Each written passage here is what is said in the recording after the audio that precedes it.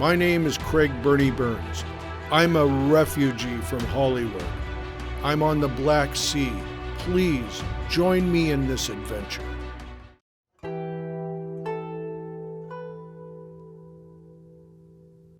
The narrow streets of Amasra are alive with the sound of music and laughter. People bustled about, buying souvenirs from the artisans who lined the sidewalks. Each one had their own specialty, from carved wood to intricate jewelry. Welcome. Welcome, sir. You make all of this in here. This is where the magic happens, yes. Drink. Oh, look, this is a cup being made. I love this. This is so fantastic. Yes. And the bowl for salad bowl.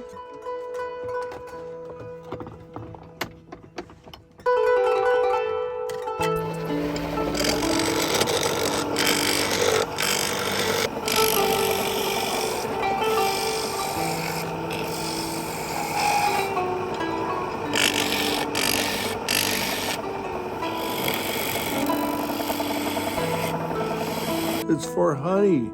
You dip it in, bring it out, put it on your bread or your toast. Look at this. He just did this just now. Thank you again. All right. Amasra.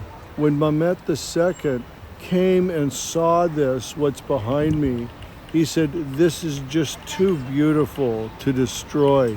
He says, bring me the keys of the castle. And they brought him the keys of the castle. This town was taken without a war.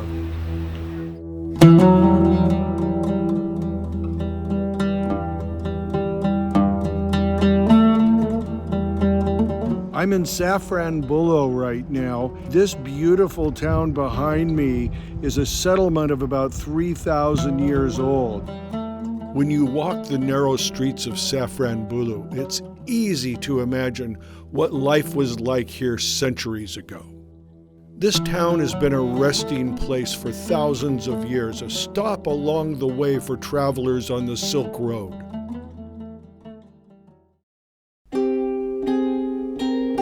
Kastamonu, also known as the City of Saints, is a large agricultural producer. Garlic is the big crop here.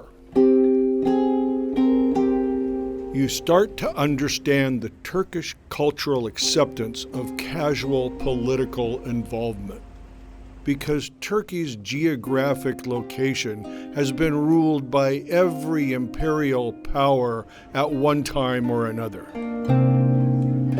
This is an Ottoman mosque. It's from 1506. As you can see, this building has been sort of remodeled and refurbished, but this is a very old mosque.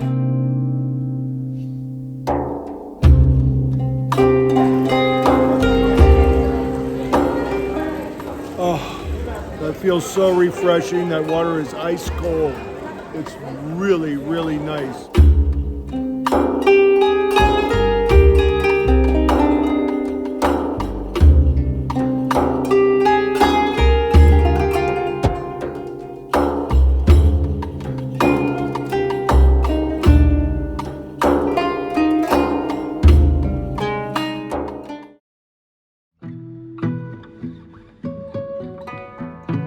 Sinop has seen many people and cultures come and go over the centuries.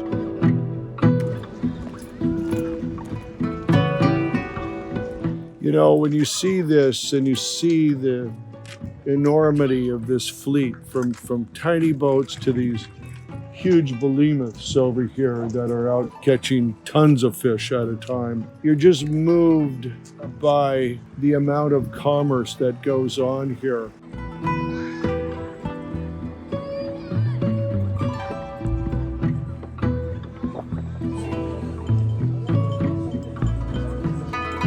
The chai masters have been brewing their tea for centuries.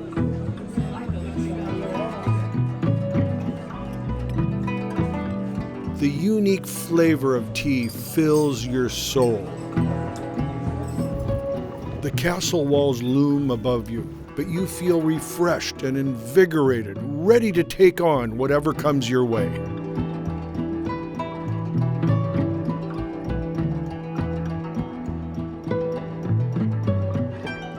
I'm standing here on the most northern point in Turkey. Then starts the Black Sea, and the countries that surround the Black Sea are Georgia, just to my left, and then Russia off my shoulder. Directly behind me is Ukraine, then Moldova, Romania, and Bulgaria. An amazing group of countries that all trade with Turkey.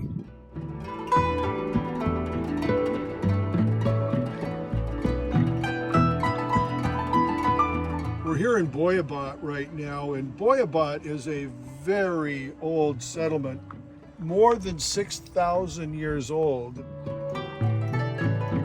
The history of Boyabat started in the Bronze Age.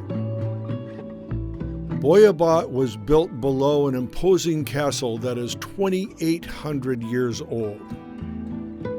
It is renowned for its rice. Rice fields cover the bottom of these beautiful valleys. And now, a very special place, an ancient tomb. There's a small door in the foyer behind the columns with a rectangular burial chamber. The indistinct shapes on the upper side of the columns are lion reliefs. These lions are the guardians of the tomb. So to be here is amazing. This was carved by the Paphlonians, one of the indigenous tribes of this area, and it's from the 7th century BC. To be here, to be another set of eyes in all of these eons and thousands of years, to look at this again and be here as an American and standing here, it's a very powerful, powerful feeling.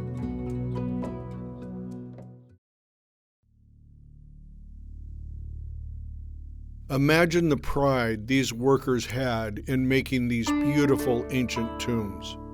To look onto the cliff wall or across the river and know you were part of that beautiful creation. They never could have imagined the life we have today.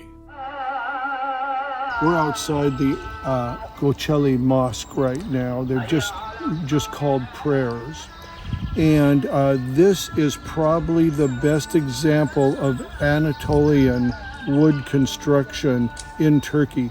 This was built in 1206.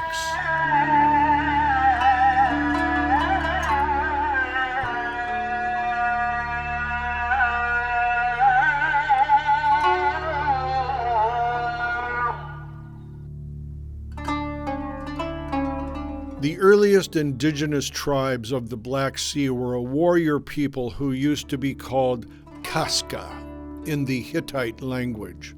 They engaged in hemp farming. The region, which was captured by the Persian Empire in the 6th century BC, gained its freedom after Alexander the Great destroyed the Persian Empire.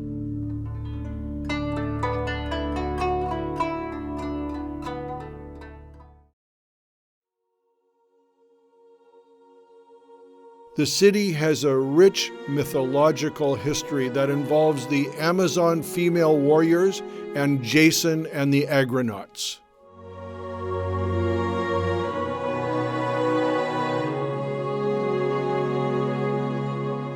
This church was named the Jason Church for Jason and the Argonauts, and supposedly he moored his ship, the Argo, right here in this bay, long, long ago, while they were searching for the Golden Fleece. This church is dedicated to St. Nicholas, as in Santa Claus, St. Nicholas. It was built in 1869 and was built on an older temple right here in this same location. This has been a place of sacrament for thousands of years.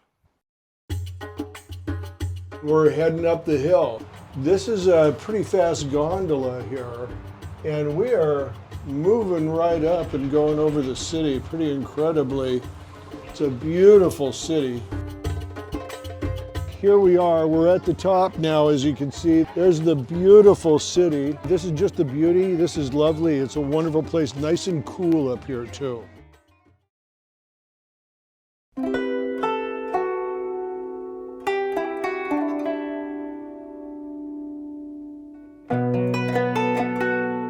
1244, the Turks came into this area. Now, they were pursued by the Mongol hordes at that time. But by 1461, when Mehmed II took over Constantinople, this was well established. And then it became part of the Ottoman Empire.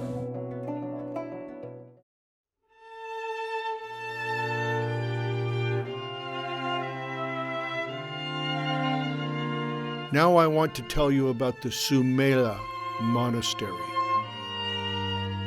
A Greek Orthodox monastery at the Mela mountain in the Pontic Mountains that is located by Trabzon in modern-day Turkey.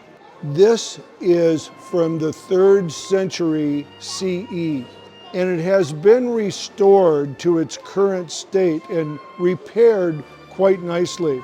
This is one of the monuments that is kept so pristinely right now in Turkey.